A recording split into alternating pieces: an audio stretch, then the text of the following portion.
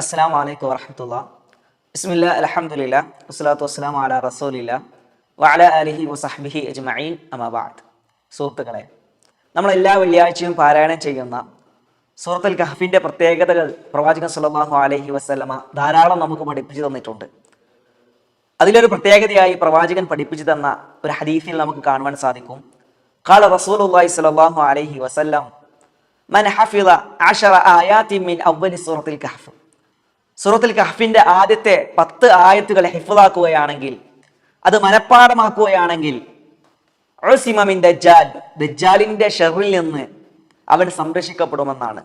അതായത് ദൈവത്വം വാദിക്കുന്ന, അല്ലെങ്കിൽ ഞാനാണ് റബ്ബ് എന്ന് വാദിക്കുന്ന ദജ്ജാലിന്റെ ഷർറിൽ നിന്ന് സംരക്ഷണം കിട്ടുമെന്നാണ് പ്രവാചകൻ സല്ലല്ലാഹു അലൈഹി വസല്ലമ ഈ ഹദീസിലൂടെ നമുക്ക് പഠിപ്പിച്ചു തന്നിട്ടുള്ളത്. റബ്ബ് സുബ്ഹാനഹു വ തആല ആ ഒരു ഷർറിൽ നിന്ന് നമ്മളെല്ലാവരെയും കാത്തുരക്ഷിക്കുമാറാകട്ടെ.